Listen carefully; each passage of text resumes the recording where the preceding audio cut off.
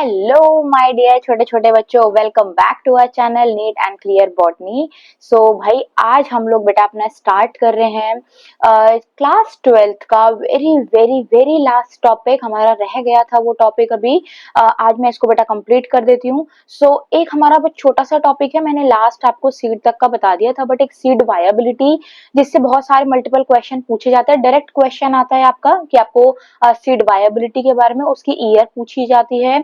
इसके बाद में आपको फ्रूट और लास्ट में आपके दो टॉपिक हैं, apomixis and poly embryony. Okay, so इसको हम लोग आज बेटा डिटेल में स्टार्ट करते हैं। जो बच्चे बिल्कुल न्यू हैं, आज फर्स्ट टाइम चैनल विजिट कर रहे हैं, बेटे आप सब्सक्राइब करो, लाइक करो, शेयर करो एंड कमेंट करना मत भूलना, ठीक है। सो स्टार्ट करते हैं बेटा हम लोग अपना, that is the seed viability. Okay, so heading डालते हैं हम लोग यहाँ पर, सीड वायबिलिटी।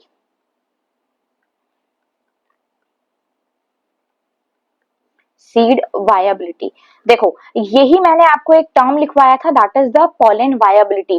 तो पॉलन वायबिलिटी का क्या होता है, जिसमें पॉलन ग्रेन्स जो होते हैं they will remain functional. Okay, तो सेम वही चीज है, जो पीरियड है, एक टाइम पीरियड जिसमें सीड जो होता है दैट इज रिमेन फंक्शनल, जिसमें वो जर्मिनेट कर सकता है, उस पीरियड को हम लोग सीड वायबिलिटी बोलते हैं। So the period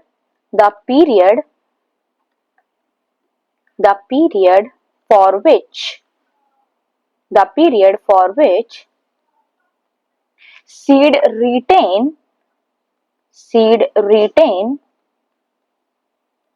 the power of germination, the seed retain the power of germination, that is known as seed viability. Okay, so इसको हम क्या बोलते हैं, this is known as seed viability। दो मैं आपको यहाँ पर एग्जाम्पल लिखवा रही हूँ सीड वायबिलिटी के, आपके एनसीईआरटी की लाइंस है, काफी इंपॉर्टेंट है। पूछा जाता है कि जो सबसे ओल्डेस्ट सीड है उसकी वाइबिलिटी कितनी है, कितना पुराना सीड है। सेम जो अभी लेटेस्ट है, मतलब दो हमारे सीड्स हैं जो बहुत ओल्डेस्ट हैं, उनका एज जो होता है वो हमारी कितनी कितनी है, तो इसको मैं आपको लिखवाती हूँ। सो फर्स्ट हम लोग यहाँ पर लिखते हैं that is the oldest viable seed. First one that is the oldest viable seed, जो सबसे पुराना सीड है, ओल्डेस्ट वायबल सीड, वो कौन सा है, that is the Lupinus arcticus. That is Lupinus arcticus, ठीक है। सो ल्यूपाइनस आर्टिकस, ये जो सीड है हमारा, this is one of the most oldest viable seed near about 10,000 years ago, ठीक है। सो इसकी जो एज है वो कितनी है, that is 10,000, that is 10,000 years old viable seed। Okay, और इसको कहां से एक्सट्रैक्ट किया, that is from the Arctic tundra. Okay, so from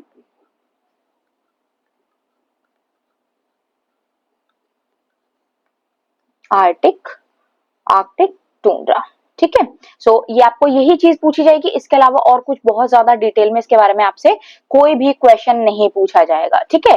next यहाँ पर एक और एग्जांपल है इसका, एक और एग्जांपल मैं यहाँ पर लिख देती हूँ, that is the, this is not one of the oldest viable seed, this is 2000 year old viable seed, ठीक है। तो इसकी जो वायबिलिटी है that is 2000 year. So 2000 years old viable seed, ठीक है भाई मेरे बच्चों। इसको बेटा ध्यान से आप लोग पढ़ रहे हो अच्छे से, आपके आई थिंक स्कूल के एग्जाम्स भी आने वाले हैं।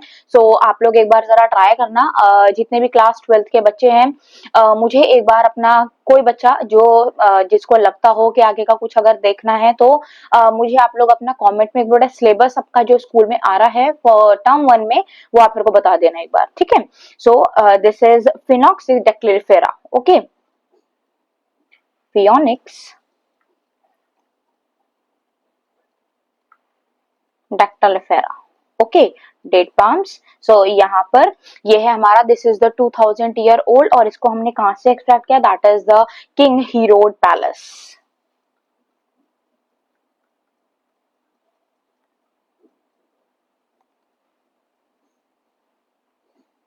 ठीक है। सो ये है हमारी that is the viability. One question बेटा आ जाता है इससे, तो इसको बस आपको ये नेम याद करने हैं। आपके ये बोर्ड पॉइंट ऑफ व्यू से भी इंपॉर्टेंट है एज वेल एज नीट से काफी ज्यादा इंपॉर्टेंट है। ठीक है, चलो अब हम लोग यहाँ पर हेडिंग डालते हैं अपना, that is the last part of the post fertilisation known as fruit. So ये फ्रूट वाला सारा पार्ट हम लोग बेटा ऑलरेडी कवर कर चुके हैं क्लास 11th की मॉर्फोलॉजी के अंदर। सो यहाँ पर मैं बहुत ज्यादा नहीं लिखवा रही हूँ, बहुत सिंपल छोटा सा पार्ट, क्योंकि ये बहुत ज्यादा डिटेल में अभी है नहीं अपना। यहाँ पे मॉर्फोलॉजी के अंदर सारा था 11th में, सो उसके अंदर आप लोगों ने ऑलरेडी पढ़ लिया होगा। सो फ्रूट बेसिकली क्या होता है, this is a mature ripened ovary. ठीक है, तो ये क्या है, this is a mature,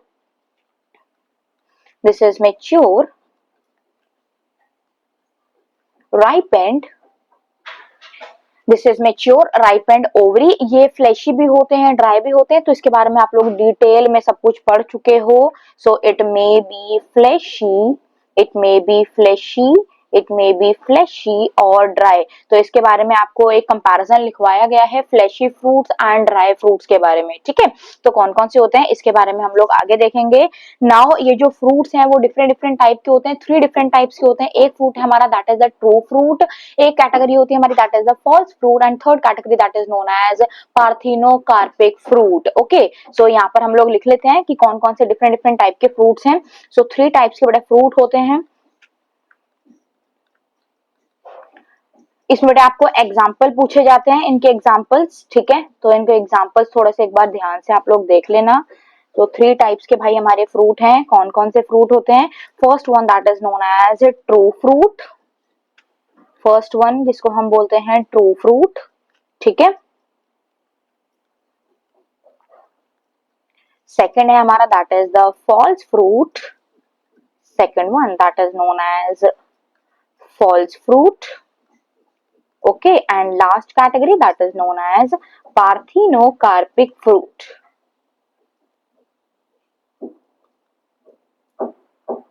so parthenocarpic fruit. Okay, so इसमें मैं आपको तीनों में डिफरेंस बता दे रही हूँ बेटा, डिफरेंस क्या क्या होता है। जो सबसे पहले ट्रू फ्रूट्स है हमारे, ट्रू फ्रूट बेसिकली बेटे कौन से फ्रूट्स होते हैं, वो fruit which are develop from the ovary. Okay, जो ओवरी से डेवलप हुए हैं उस फ्रूट को, जो डायरेक्ट फ्रॉम द ओवरी, उसको हम लोग बोलेंगे ट्रू फ्रूट्स। जो fruit other than ovary like thalamus हो गए, ठीक है, जो भी अंदर के पार्ट्स होते हैं ओवरी को छोड़ के, जो भी दूसरे पार्ट्स होते हैं इंटेगुमेंट से, अगर इनसे कोई भी फ्रूट का डेवलपमेंट हुआ है तो उस फ्रूट को हम लोग फॉल्स फ्रूट बोलते हैं। And the most common example is apple. Okay, and parthenocarpic fruit कौन से होते हैं, those fruits which are developed without fertilisation, जिनके अंदर फर्टिलाइजेशन हुआ ही नहीं है। तो जो बिना फर्टिलाइजेशन के फ्रूट का डेवलपमेंट हुआ है उस टाइप के फ्रूट को हम लोग पार्थिनोकार्पिक फ्रूट बोलते हैं। And the most important natural parthenocarpy is seen in banana and grapes. ठीक है, तो ये हम लोग यहाँ पर एग्जांपल्स लिख लेते हैं, इनके बारे में लिख लेते हैं ये होते क्या क्या है। ठीक है, so true fruits which develop from ovary, which develop from ovary। ठीक है, इसका एग्जाम्पल अगर हम लोग यहाँ पर देखें तो most common example that is mango. Okay, ये जो फॉल्स फ्रूट है ये कौन से हैं, जो डेवलप फ्रॉम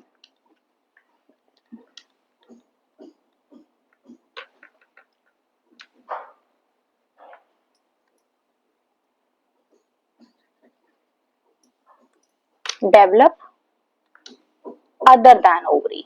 ठीक है, इसको हम ऐसा लिख लेते हैं, develop other than ovary. And example that is आप यहाँ पर कह सकते हो एप्पल हो गया, एप्पल है, स्ट्रॉबेरी, एप्पल हो गया, स्ट्रॉबेरी हो गया, कैशियो नट। बेटा ये आपके एग्जाम्पल एनसीईआरटी में भी दे रखे हैं, तो इनको आप लोग ध्यान से देख लेना। एंड पार्थिनोकार्पिक कौन से फ्रूट्स हैं, those fruit formed from formed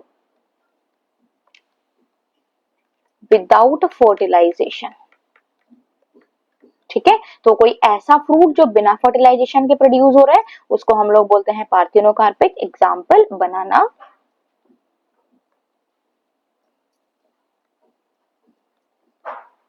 grapes. ठीक है, तो ये है हमारे यहाँ पर एग्जाम्पल।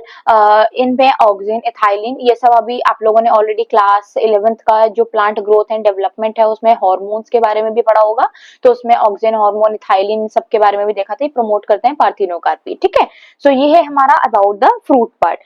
नाउ अब हम लोग बेटे हेडिंग डालते हैं अपनी last topic, that is known as apomixis. Okay, so अब लास्ट टॉपिक हम लोग स्टार्ट करते हैं अपना, उसको हम बोलते हैं that is known as apomixis.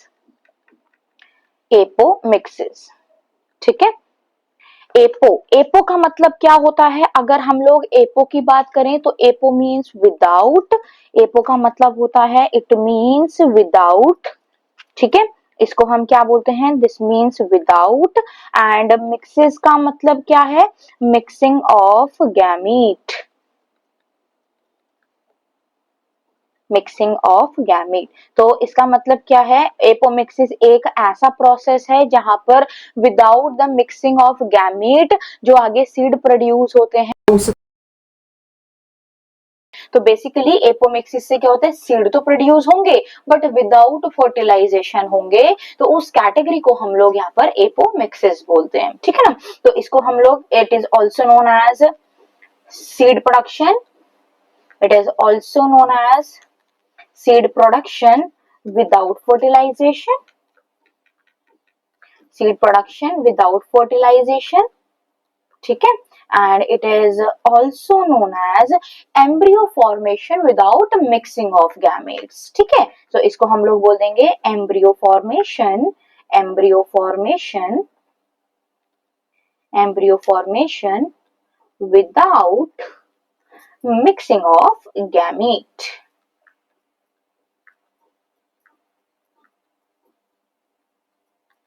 without mixing of gamete। ठीक है, so seed production without fertilization और embryo formation without mixing of gamete, this is apomixis। ये जो apomixis है, this apomixis, it was very first time, ये जो term है it was given by the scientist Winkler, और इसके लिए हम लोग एक चीज बोलते हैं कि this is a kind of asexual reproduction which mimics the sexual reproduction। ठीक है, मतलब ये है तो एक तरीके का asexual reproduction, क्यों है? क्योंकि फर्टिलाइजेशन नहीं हो रहा, जहां पर फर्टिलाइजेशन नहीं हो रहा भाई वो कैसा होगा? सेक्सुअल रिप्रोडक्शन तो नहीं हो सकता, वो तो एसेक्सुअल ही होगा। तो इसको बोला जाता है कि ये एसेक्सुअल रिप्रोडक्शन है, बट ये मिमिक करता है सेक्सुअल रिप्रोडक्शन को, क्योंकि जो सेक्सुअल रिप्रोडक्शन के प्रोडक्ट होते हैं वो क्या होते हैं? फ्रूट्स होते हैं और सीड्स होते हैं। तो यहाँ पर भी सीड का फॉर्मेशन हो रहा है, तो जो सीड बन रहा है वो कैसे बन रहा है? Without fertilisation. ओके ना, so term apomixis, term apomixis given by scientist Winkler। ठीक है, इसके लिए हम एक लाइन लिख सकते हैं, it is a form of asexual reproduction, it is a form of asexual reproduction that mimics sexual reproduction, that mimics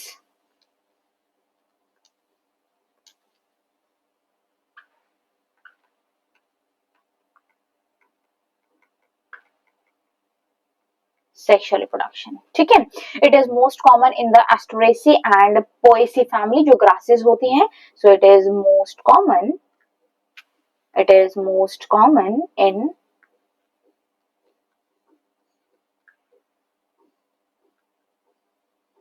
Asteraceae and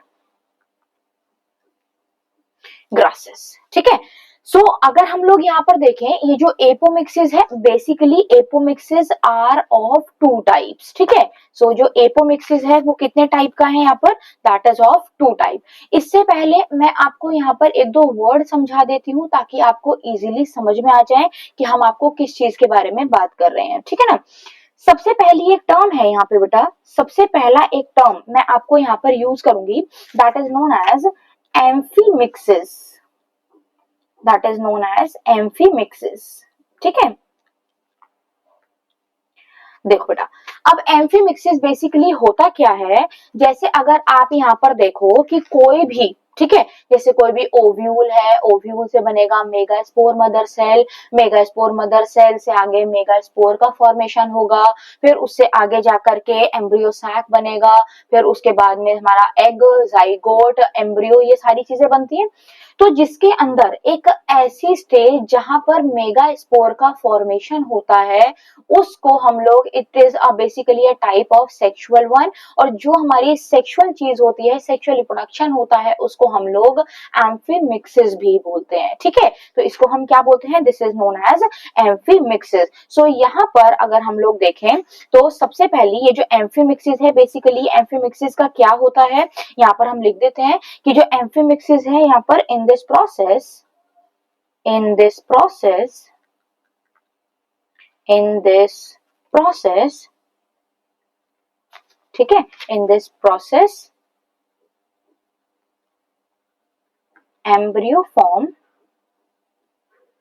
embryo form, in this process जो एम्ब्रियो है उसका फॉर्मेशन होगा with by the meiosis division, bye meiosis division. ठीक है, और इसमें अगर आप देखोगे तो यहाँ पर this is an ovule, ovule से बनेगा megaspore mother cell, megaspore mother cell से फॉर्मेशन होगा, मियोसिस होगी तो बनेगा मेगास्पोर, फिर होगा बेटे यहाँ पर that is the embryo sac, और एम्ब्रियो सैक से ये हमारा बन गया एग, एग जब फ्यूज होगा तो बन जाएगा zygote, and after the zygote result in the formation of embryo. ठीक है, तो ये जो पूरा प्रोसेस होता है, इस पूरे प्रोसेस को हम लोग क्या बोलते हैं, दिस इज एम्फीमिक्सिस। तो ये क्या है, this is a type of, मतलब आप इसे कह सकते हो दिस इज सेक्सुअल रिप्रोडक्शन। ठीक है, जिसके अंदर सेक्सुअल रिप्रोडक्शन होता है। ओके ना, और जो एपोमिक्सिस है वो आपको अभी मैंने बता दिया कि एपोमिक्सिस के अंदर मियोसिस इज एब्सेंट, वहां पर फर्टिलाइजेशन नहीं होगा। ठीक है ना, तो ये है हमारी ये टर्म, तो इसको आई थिंक आप लोग बेटा ध्यान से एक बार देख लेना। नाउ अब इसके बाद में मैं आपको एक और यहाँ पर टर्म लिखवा रही हूँ, दैट इज नोन एज, चलो इसको मैं आगे आपको बता दूंगी। बेसिकली यहाँ पर हम डिस्टिंग्विश कर लेते हैं कि जो एपोमिक्सिस है, basically apomixis are of two types. ठीक है, एपोमिक्सिस टू टाइप्स के होते हैं। कौन कौन से हैं, एक कैटेगरी है हमारी that is known as agamospermy, that is known as agamospermy, and second one that is known as vegetative reproduction,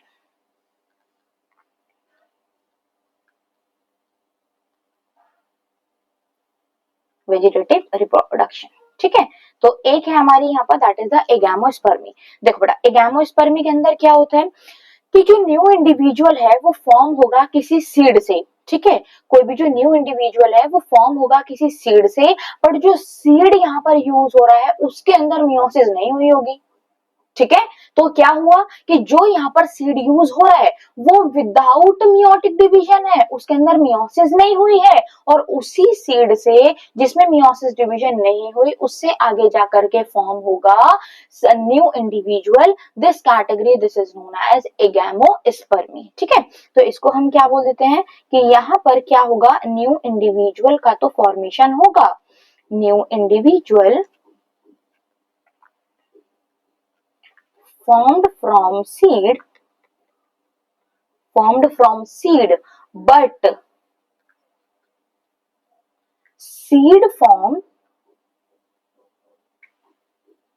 but seed form without fertilization। ठीक है, विदाउट गैमेटिक फ्यूजन। तो ये है हमारा, दैट मीन्स जो मियोसिस है, इसको आप यहाँ पर कह सकते हो कि ऐसी कंडीशन के अंदर जो मियोसिस है दैट इज एब्सेंट। ठीक है, तो इसको हम लोग यहाँ पर बोल देंगे this is known as agamospermy. और वेजिटेटिव रिप्रोडक्शन क्या होता है कि any part of the living plant, ठीक है, जो भी लिविंग पार्ट है प्लांट का, उससे कोई भी एक न्यू इंडिविजुअल अराइज होना, उस पार्ट को हम लोग, उस कैटेगरी को हम लोग वेजिटेटिव रिप्रोडक्शन बोलते हैं। लाइक रूट से कोई भी न्यू इंडिविजुअल फॉर्म हो गया, स्टेम से हो गया, लीव से हो गया, स्टेम में आपने देखा होगा पोटैटो है, अनियन है, गार्लिक है, ठीक है। ऐसे ही आपने रूट देखा होगा, स्वीट पोटैटोज हो गए, रेडिश हो गए, कैरेट हो गए। सेम विद आपने स्टेम देखा होगा, ब्राया फिल्म का क्लास 10th के अंदर एक एग्जांपल भी था। तो ये जो हमारी कैटेगरी होती है इसको हम लोग वेजिटेटिव रिप्रोडक्शन बोलते हैं, ठीक है ना। सो ये है हमारा एपोमिक्सिस। अब मैं आपको यहाँ डिटेल में बताऊंगी एगामोस्पर्मी। सो जो एगामोस्पर्मी है basically this agamospermy it is of 3 types, ठीक है।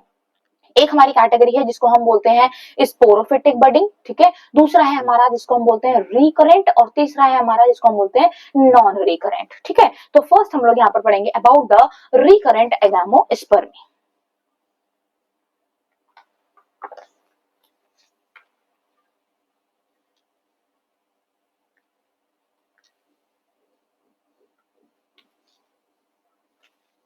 ठीक है। सो एगामोस्पर्मी, इसके बेटा 3 टाइप्स, बहुत ज्यादा मैं डिटेल में नहीं बताऊंगी क्योंकि इससे बहुत मच क्वेश्चन पूछे नहीं जाते हैं। तो फर्स्ट हमारा यहाँ पर है जिसको हम लोग बोलते हैं first one that is known as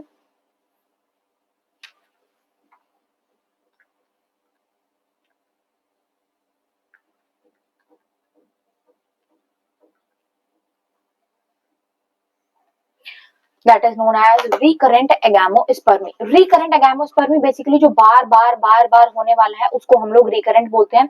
अब जैसे कि कोई भाई एक जो डिप्लॉयड एम्ब्रियो है, ठीक है, उसका फॉर्मेशन हो रहा है, तो डिप्लॉयड एम्ब्रियो से डिप्लॉयड इंडिविजुअल का फॉर्मेशन होगा। अब ये जो डिप्लॉयड इंडिविजुअल है, इससे ये जो प्रोसेस है it shows the agamospermy, it means बार बार diploid organism, diploid embryo, diploid और एम्ब्रियो से डिप्लॉयड ऑर्गेनिज्म फॉर्मेशन होगा, डिप्लॉयड ऑर्गेनिज्म से डिप्लॉयड एम्ब्रियो, डिप्लॉयड एम्ब्रियो से डिप्लॉयड ऑर्गेनिज्म, तो बार बार ये होता चला जाएगा। इस टाइप की कैटेगरी को हम लोग बोलते हैं this is known as recurrent. जो बार बार रिपीट हो रहा है उसको हम लोग बोलते हैं this is known as recurrent agamospermy, जहां पर एम्ब्रियो का फॉर्मेशन होता है, ठीक है। तो रिकरेंट एगामोस्पर्मी का बेसिकली मतलब क्या होता है, जहां पर एम्ब्रियो सैक का फॉर्मेशन होता है। सो यहाँ पर एम्ब्रियो सैक फॉर्मेशन प्रेजेंट है, ठीक है। तो इसको हम क्या बोलते हैं, that means the embryo sac formation is present. और इसके हिसाब से ये जो रिकरेंट एगामोस्पर्मी है ये 2 टाइप से होती है, इसके 2 कैटेगरी है।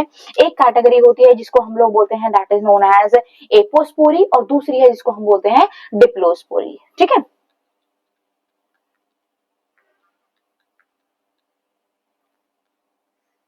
डिप्लोस्पोरी और दूसरी कैटेगरी है दैट इज नोन एज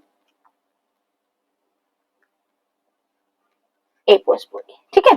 तो एपोस्पोरी इसके अंदर क्या होता है, जैसे कि भाई कोई भी ऐसे फ्यू सेल्स, न्यूसिलस के कुछ सेल्स हैं उनसे बनेगा आगे जाकर के मेगास्पोर मदर सेल। तो यहाँ पर फ्यू सेल ऑफ न्यूसिलस, मैं एक आपको पाथवे लिखवा दे रही हूँ, इससे ज्यादा इजी समझ में आएगा। फ्यू सेल्स ऑफ न्यूसिलस, इनसे क्या फॉर्म होगा बेटे, मेगास्पोर मदर सेल, ठीक है, विदाउट मियोटिक, ठीक है। यहाँ पर मियोसिस एब्सेंट, मियोसिस एब्सेंट होने के बाद डायरेक्टली यहाँ पर फॉर्मेशन होगा किसका, डायरेक्टली फॉर्म एम्ब्रियो सैक, ठीक है। तो यहाँ पर डायरेक्टली क्या हुआ बेटा, एम्ब्रियो सैक का फॉर्मेशन हो गया, इसका मतलब यहाँ पर मेगा स्पोर का फॉर्मेशन नहीं हुआ। अब ये जो मेगा एम्ब्रियो सैक यहाँ पर बना, ये कैसा बना, दिस इज डिप्लॉयड, क्योंकि जो मेगा स्पोर मदर सेल है वो भी कैसा है हमारा, this one is diploid in nature. अब इससे आगे जो एग का फॉर्मेशन होगा वो कैसा होगा, यहाँ पर एग बन गया। अब ये जो एग है ये कैसा होगा, again this egg it is diploid in nature, इससे यहाँ पर क्या बनेगा, दिस इज एम्ब्रियो, और जो एम्ब्रियो यहाँ पर फॉर्म होगा that is again diploid in nature, ठीक है। तो ये कंडीशन हमारी होती है जहां पर मेगास्पोर मदर सेल से डायरेक्टली एम्ब्रियो सैक का फॉर्मेशन होता है, उसको हम लोग बोलते हैं diplospory. And such type of the condition it is seen in apple and pear, such type of the condition it is seen in apple and pear, ठीक है। ये अब जो हमारा दूसरा है that is known as apospory. अब इस एपोस्पोरी के अंदर क्या होता है, मेगास्पोर डेवलपमेंट अगेन एब्सेंट, ठीक है। तो यहाँ पर देखो क्या होता है, सेल्स ऑफ द न्यूसिलस, जो सेल्स न्यूसिलस के जो कुछ सेल्स हैं, कुछ सेल्स जो न्यूसिलस के हैं, इनसे आगे जाकर के डायरेक्टली यहाँ पर क्या फॉर्म होगा, ये मैं आपको थोड़ा सा बता देती हूँ ढंग से, ठीक है। यहाँ पर डायरेक्टली फॉर्म होता है, डायरेक्टली फॉर्म होगा without the formation of megaspore mother cell, MMC एब्सेंटाइज में, ठीक है, MMC का फॉर्मेशन नहीं हुआ, जिसकी वजह से डायरेक्टली यहाँ पर क्या बन जाएगा, एम्ब्रियो सैक का फॉर्मेशन हो जाएगा। ठीक है, यहाँ पर क्या हुआ, एम्ब्रियो सैक का फॉर्मेशन हो गया। This is diploid in nature. इस एम्ब्रियो सैक से क्या बनेगा बेटा, एग का फॉर्मेशन होगा। Again this egg it is diploid, और इसी डिप्लॉयड से आगे क्या बन जाएगा, एम्ब्रियो का फॉर्मेशन हो जाता है। ठीक है, तो इसी टाइप की कैटेगरी को हम लोग पार्थिनोजेनेसिस भी बोलते हैं। ठीक है ना, सो ये है हमारा that is the recurrent type, जो बार बार रिपीट होता चला जाएगा। This type of the category of agamosperm it is known as recurrent agamospermy. Second हम लोग कैटेगरी यहाँ पर देखते हैं, that is known as sporophytic budding, ठीक है, और एडवेंटिव एम्ब्रियोनी। सो यहाँ पर सेकंड कैटेगरी है, second one, that is known as adventive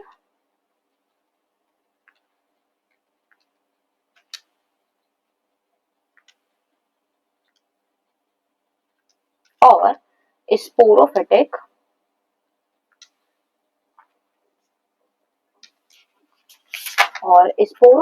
budding. ठीक है, अब देखो इसके अंदर क्या होता है कि जो न्यूसिलस है, ठीक है, न्यूसिलस के जो कुछ जैसे कुछ सेल्स होते हैं न्यूसिलस के, बेसिकली आपको पता होगा ploidy of the nucellus that is diploid in nature. तो जो न्यूसिलस के सेल्स होते हैं वो क्या करते हैं, nucellus cells basically they are also known as sporophytic tissues. तो ये जो सेकंड जो डिप्लॉयड टिश्यूज होते हैं, diploid tissue they are known as sporophytic tissue. तो इसी स्पोरोफिटिक जो डिप्लॉयड न्यूसिलस है, इस डिप्लॉयड न्यूसिलस से डिप्लॉयड एम्ब्रियो का फॉर्मेशन होता है। And this type of the agamospermy is known as sporophytic tissues, because sporophytic budding होते हैं, बिकॉज डायरेक्टली यहाँ पर क्या हो रहा है, result in the formation of the embryo. ठीक है, तो ये हमारा है that is the adventive embryony. Okay, so इसमें क्या होता है, एम्ब्रियो सैक का फॉर्मेशन एब्सेंट है, so no embryo sac formation, सीधा एम्ब्रियो का फॉर्मेशन होगा। So no embryo sac formation. ठीक है, यहाँ पर एम्ब्रियो सैक का फॉर्मेशन नहीं होता, एम्ब्रियो का डेवलपमेंट होता है directly from the sporophytic tissue. So embryo development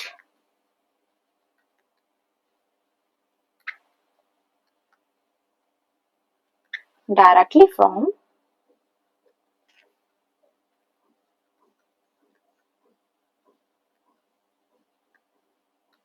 sporophytic tissues. ठीक है, तो ये है हमारा, this is known as adventive. And last हमारी कैटेगरी है जिसको हम लोग बोलते हैं third one, known as non recurrent एगामोस्पर्मी।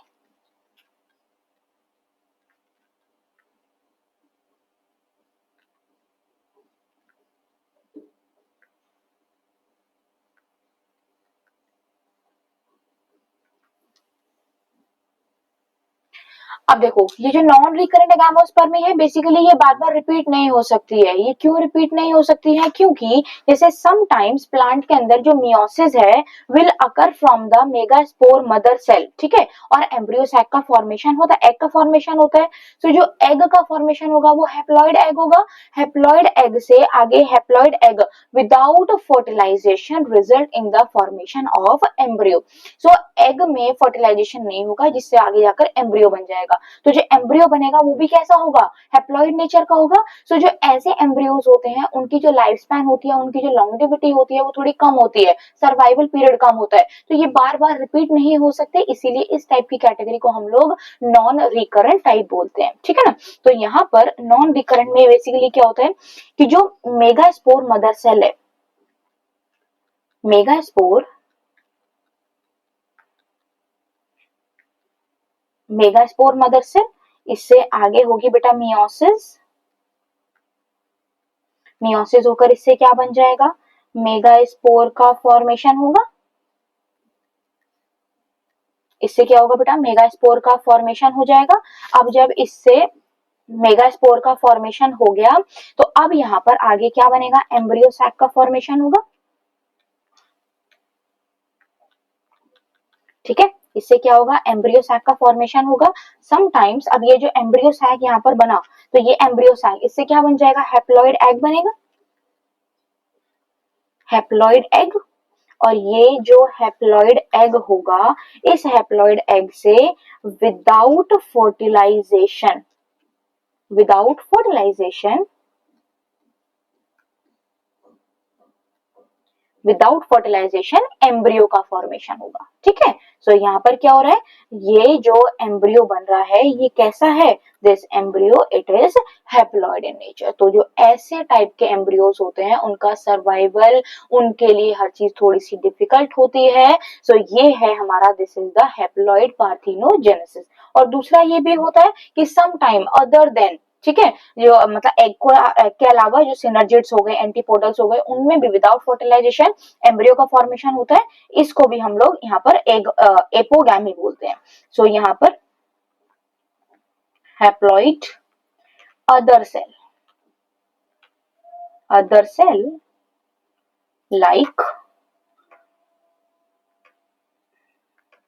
Synergids हो गए बेटा, एंटीपोडल हो गए, इन सभी से क्या होता है, यहाँ पर एम्ब्रियो का फॉर्मेशन होता है।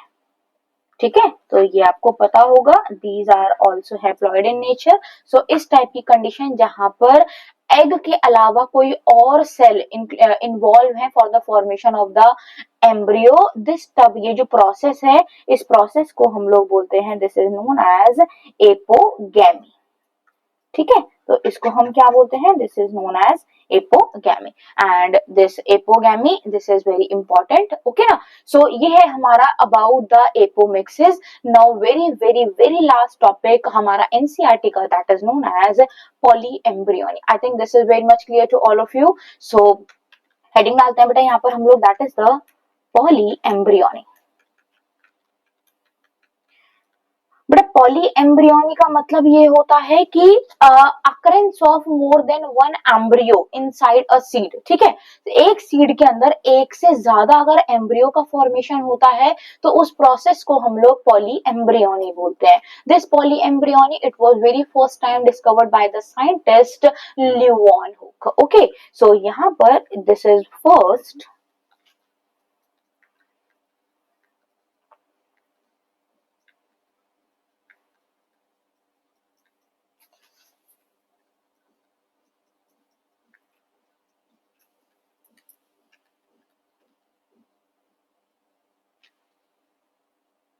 occurrence of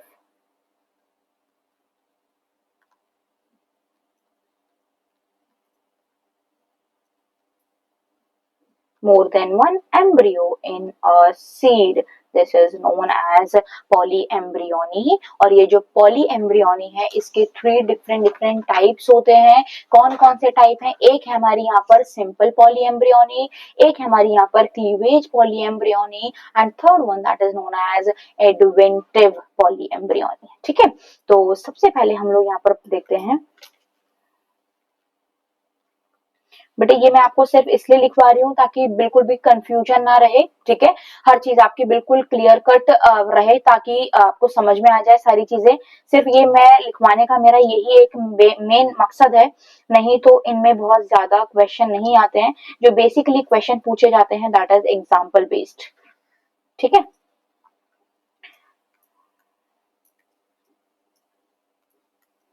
first one that is known as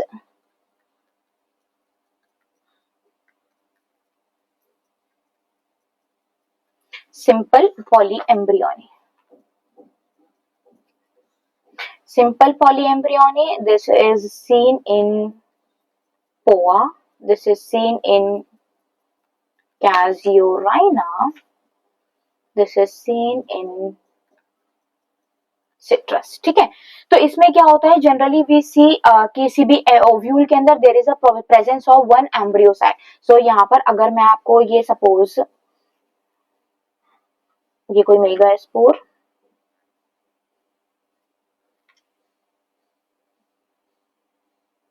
ठीक है, और इसके अंदर ये सपोज हमने बना दिया है, this is an embryo. Okay,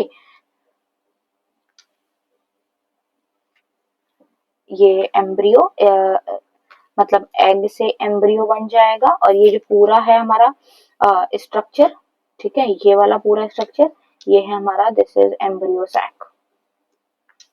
इसी के अंदर न्यूक्लियस टिश्यूज होते हैं। After the fertilization this egg ये कन्वर्ट हो जाएगा बेटा एम्ब्रियो के अंदर।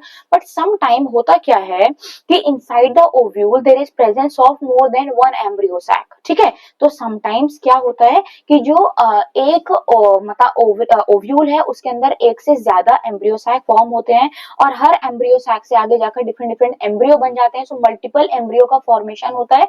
इसको हम लोग यहाँ पर क्या बोलते हैं, this is known as simple poly embryony, ठीक है। सो यहाँ पे अगर हम लोग देखेंगे, so due to the fertilization of, इधर लिख लेते हैं due to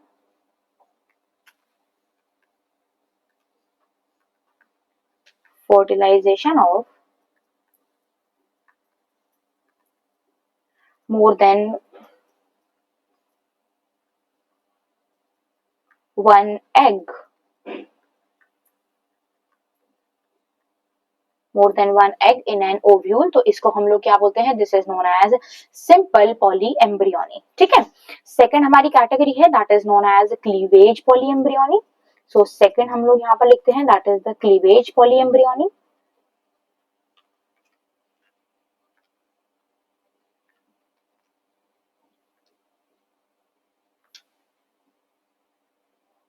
cleavage poly embryony के अंदर क्या होता है, एम्ब्रियो बनने से पहले प्रो एम्ब्रियो का फॉर्मेशन होता है। प्रो एम्ब्रियो मतलब क्या होता है, यहाँ पर रेडिकल हो गए, प्लेम्यूल्स हो गए, ये सब आप इजीली डिस्टिंग्विश नहीं कर सकते हो। तो इनमें क्या होता है, जो प्रो एम्ब्रियो है ये स्प्लिट होगा टू और मोर पार्ट्स के अंदर and every part result in the formation of embryo, this is known as cleavage poly embryony, ठीक है। So by splitting of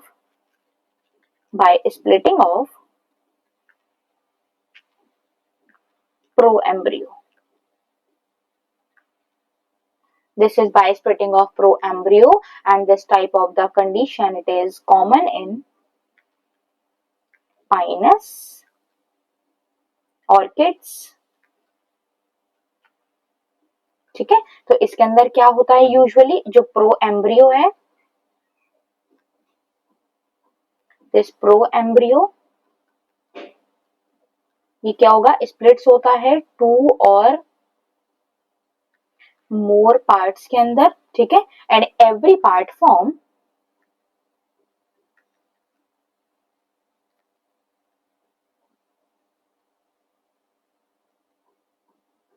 embryo, ठीक है।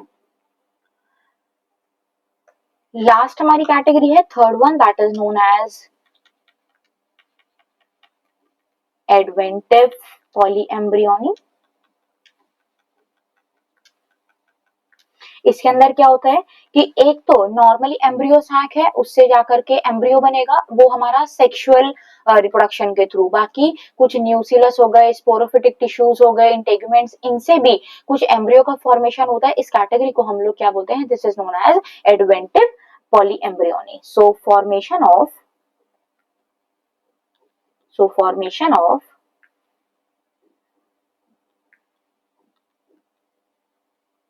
additional embryo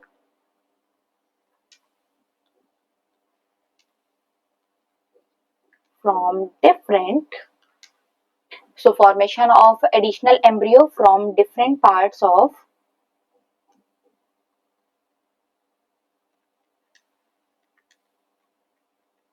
ovule